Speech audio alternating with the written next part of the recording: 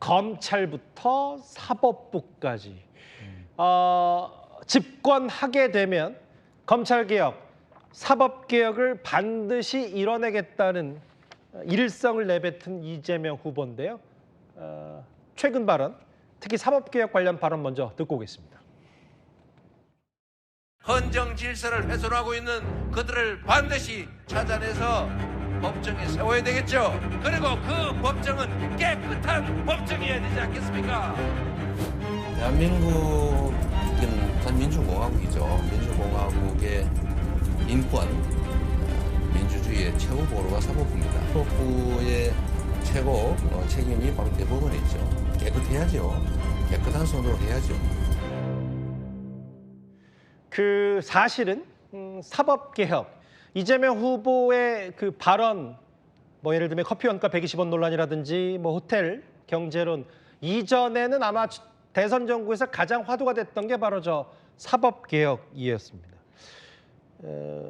박성민 대표님, 아예 뭐 박찬대 원내대표는 사법 대개혁이라는 표현을 써서 실제로 이재명 후보의 그 공직선거법 위반 유죄 취지의 파기환송 이후부터 이 사법개혁에 대한 목소리가 커졌다. 이걸 우려하는 많은 시선들이 있는데 사법개혁에 대한 그 이재명 후보의 주장은 일관되거든요, 최근에. 이걸 어떻게 평가하시겠어요? 전통적으로 민주당이 권력기관 개혁과 사법개혁을 좀 중점적으로 하는 당입니다.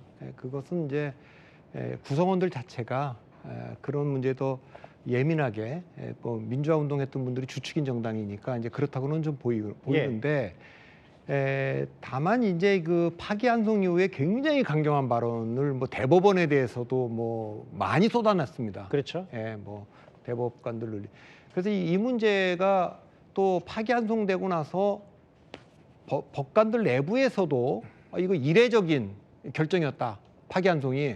그래서 법관회의를 소집을 했습니다.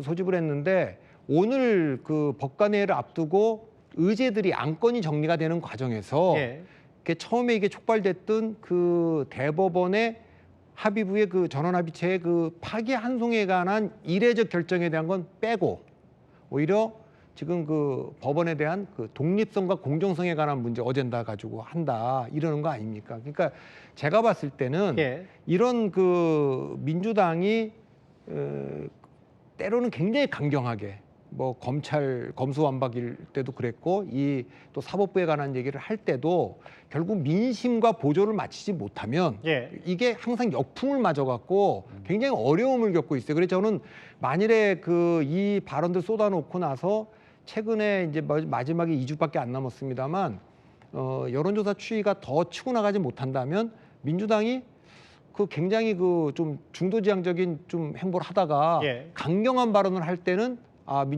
걱정이 좀 있거든요. 국민들도 그런 점을 조금 유의해야 되지 않을까 저는 싶습니다. 그 원래는 박수현 의원도 이제 민주당 소속이시니까 애초에는 민주당이 검찰 개혁에 대한 얘기를 많이 했고 실제로 검찰 개혁을 하다 보니까 또 사법부 그에 대한 뭐 처우나 판사들에 대한 여러 가지 뭐 좋은 취지의 입법 개정안도 한다고 했다가 뭐 제가 표본이란 말을 쓰진 않겠습니다만 그 이제 대법원에서 유죄 취지 파기환송 이후에는 확실히 드라이브를 걸고 있어서 그럼 이게 또 진짜 이재명 후보의 그 파기환송 때문에 민주당이 이렇게 강경하게 나가는지 이런 곱지 않은 시선은 분명히 있어요. 바로 그 지점이거든요. 박성민 대표 말씀하신 대로 민주당도 고민이 너무 깊죠. 민주당 국회의원들이 바보들이 아닙니다. 왜 그걸 모르겠습니까? 그런데 민주당에게는 두 가지의 국회의원들에게 의무처럼 느껴지는 게 있어요.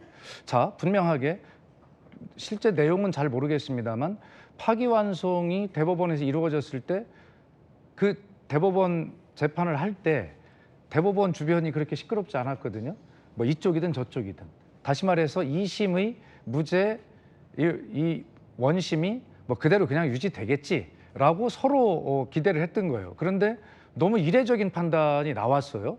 그래서 이것이 사법부가 정치에 개입하는 거 아니야? 사법부가 독립성과 공정성을 잃었는데 라고 하는 이런 어떤 중립성을 잃었는데라고 하는 의심을 받았어요. 예. 자, 이런 상황에서 민주당의 고민은 여기에 있는 겁니다. 지금 걱정해 주신 대로 이것을 사법개혁 드라이브를 걸었을 때 너네 정말 이재명 후보에 대한 파기환송을 했기 때문에 감정적으로 하는 거지, 그다음에 혹시 대통령이 되더라도 이재명 대통령을 방탄하기 위해서 하는 거지, 이런 오해를 받는 건 너무나 당연하게 잘 알고 있단 말입니다. 예. 그럼에도 불구하고 민주주의 기본 원칙을 지켜야 하는 입법부의 한 구성원으로서 예. 삼권 분립을 좀 중요하다고 이야기하지 않습니까? 예. 근데 삼권 분립이 우리가 볼 때는 사법부 스스로가 무너뜨린 것 아닌가라는 강한 의혹을 가지고 있어요. 예. 이것을 국민들께 알리고 이런 그런 어떤 의무가 저희들은 있다고 생각해요. 이 양자 사이에서 자, 그러면 선거가 있으니까 눈 감고 가? 아유, 그래, 이거 지금 드라이브 걸면 피부에 손해들 텐데. 그런 토론이 활발합니다. 모르는 게 아니에요.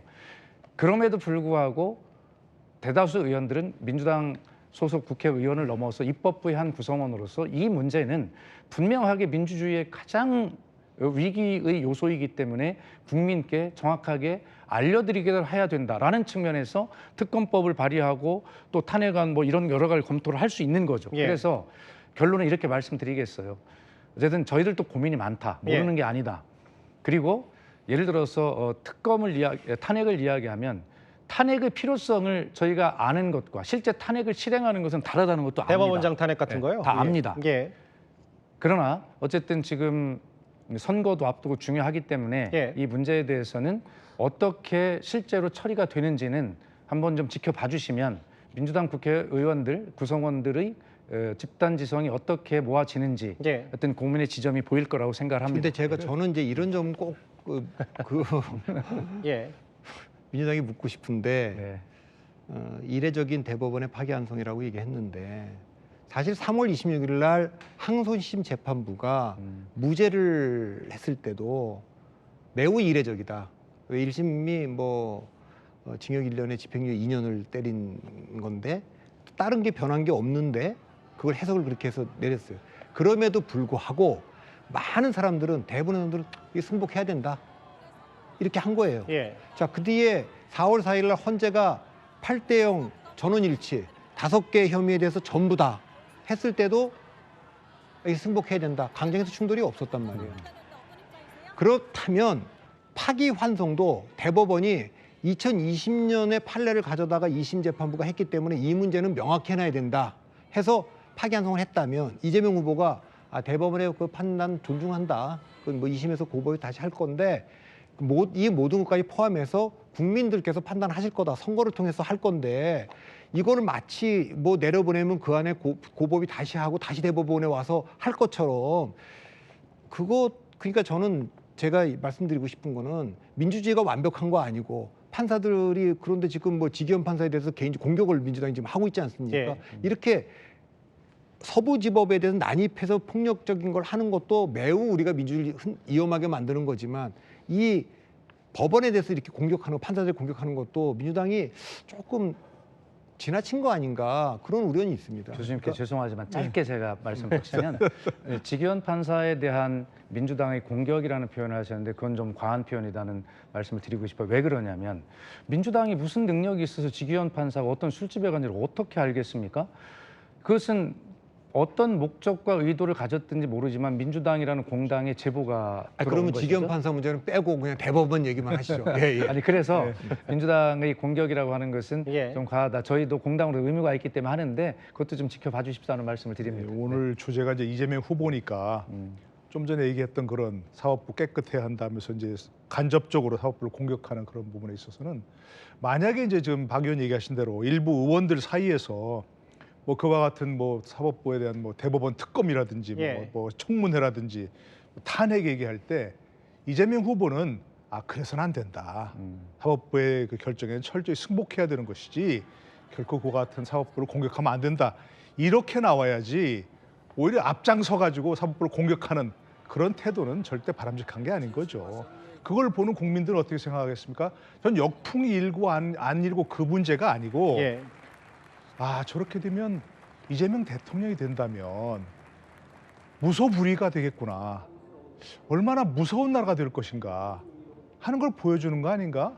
하는 그런 생각이 드는 겁니다. 대법원장, 대법관 100명 마음대로 할 수 있는 거죠. 법안 통과시키면 거부권도 행사하지 않고 아무도 견제할 수 없으니까 그렇게 될 수가 있고, 대법원장 특검 할 수도 있는 것이고, 뭐 청문회 얼마든지 할 수 있는 것이고, 그런 상황이 되면 과연 대통령제 가장 큰 요체가 삼권 간의 견제와 균형인데 지금 완전히 입법부를 정말 장악하고 있는 민주당에서 대통령까지 배출한다면 아무것도 걸림돌이 없이 거칠 것 없이 하겠구나 하는 생각밖에 할 수 없는 거죠. 그러니까 저는 이재명 후보의 태도는 지금 이런 상황에서는 그래서는 안 된다, 자제해야 된다라고 얘기하는 것이 나중에 집권하고는 어떻게 될지 모르겠지만 지금 해야 할 그런 태도라고 생각합니다. 그 노돌 교수 말씀에 조금 질문을 박 의원님께 드리면 네. 이거잖아요. 이제 아까 박 의원 말씀하셨다시피 아니 사법부, 대법원이 선거 개입, 정치 개입한 거 아니냐. 그렇기 때문에 우리도 탄핵을 실제 하진 않지만 사법부에 이런 정도 메시지 줄 필요 있다는 거면 아까 말씀하셨던 그거 이후에 뭔가 그 행정부, 입법부까지 만약에 권력을 갖고 있는데 이런 사법 권력도 개혁이라는 이름 하에 아까 뭐 대법관 100명 만든다든지 혹은 최근에 논란이 됐었던 헌법재판소법 바꿔서 개정안해서 이른바 4심제 만들면 이거 대법원이 살아남을 수 있겠냐는 취지, 비판도 상당히 많긴 많거든요. 그러니까 이 부분에 대해서 좀 분명히 말씀드리고 싶은 것이, 민주당이 어떤 의견을 가지고 법안을 제출할 수 있습니다. 그럼 거기에 대해서 우려하거나 반대하는 의견이 있으면 국민의힘이든 다른 당이든 그 자기들의 의견이 담은 법안이 제출이 돼야 돼요. 그래서 법안심사소위 상임위를 거쳐서 그 서로 제출된 법안들이 논의되고 토론되고 거기서 절충이 되고, 그래서 합의할 수 있는 법안, 단일 법안이 만들어서 처리되는 것이 원칙입니다. 그런데 민주당이 어떤 법안을 이야기를 하고 그럼 상대방이 원내 지도부 간에 논의가 안 되니까 법안을 제출합니다. 그러면 입법부 독주라고 이야기를 해요. 국민의힘은 법안을 제출 안 합니다. 논의가 안 되죠. 그리고 나서 거부권 행사를 건의하겠다고 합니다. 자, 민주당이 입법을 독주하는 것입니까? 아니면 윤석열 정부가 그렇게 거부권 행사를 독주한 것입니까? 닭이 먼저인지 알이 먼저인지 모르지만 가장 정상적인 절차는 지금 말씀하신 대로 그런 민주당이 무리한 어떤 입법 의견을 가지고 있다고 하면 그걸 막아야 할 야당이 아니라 이 당이죠. 현재는 국민의힘이 그러면 자기들 의견을 법안으로 내야 합니다. 그러니까 토론을 해야죠. 근데 그런 정상적인 과정이 일어나질 않고 있어요. 이 부분을 좀 말씀을 드리고요. 아마 이 문제는 제가 볼 때는 아마 지금 앵커께서 예를 들으셨던 대법관 수를 100명으로 늘리는 요 하나만 말씀을 드려볼게요. 이게 뭐냐면 이런 거, 이번에 우리 국민들은 그동안에 대법원이 판결에 대해서 들여다볼 시간과 관심이 없었거든요. 근데 이번에 대법관들이 내가 관련된 이런 여러 가지 이 기록들을 다 읽어보는가? 안 읽어보고 그냥 하네? 라고 하는 새로운 사실을 의심하게 됐어요. 그러면 알아보니까 대법관 한 분이 맡고 있는 처리해야 될 막 이 건수가, 재판 건수가 막 몇천 건 된대. 도저히 안 되겠어. 그럼 대법관 수를 늘려야 되겠네? 자, 이런 어떤 국민을 위한 이런 어떤 이슈가 마치 이재명을 보호하기 위한 뭐 이런 것 아니야? 라고 이렇게 안 되는 것이 있어요. 그래서 민주당도 전략을 바꿔야 되는 것이, 이런 때는 국민 여러분 알아보니까 이번에 느끼셨지만 대법관 수를 이렇게 늘려야 되겠는데, 그리고 이 논의는 오래전부터 있어 왔거든요. 자세히 설명드려서 이것이 바로 국민 여러분의 사법적 이익을 보호받는 일이고 국민의 권리를 보호받는 일입니다라고 이런 전략적 설득을 해 나가야 되거든요. 그래서 이런 측면들이 시간을 가지고 좀 해야 되는데 그런 의견들이 민주당 내에도 충분히 있다라고 하는 말씀을 드리는 것입니다. 제가 최근에 만났던 이낙연 전 총리가 어떤 주장, 뭐 본인의 일방적인 주장입니다만 이런 얘기를 했었는데요. 노돌 교수님. 만약에 이재명 후보가 대통령이 되면 대장동과 관련됐던 뭐 김만배 씨 등등을 뭐 사면, 뭐 석방, 뭐 이런 조치를 하면서 자유롭게 해줄 거다라는 취지의 이낙연 전 총리 주장을 했어요. 제가 이 질문을 왜 하냐면 오늘 있었던 얘기 중에 이화영 전 부지사 측이 일정을 좀 바꿔달라. 안 된다. 재판부는 이건 다른 재판이다라고 했던.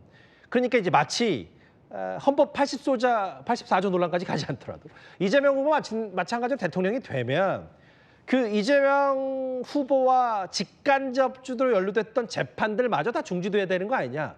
그만큼 이게 사법적 파장이 큰 거 아니냐는 여러 가지 오는 시선들이 저 이화영 전 부지사 측의 주장 때문에 불거졌었거든요.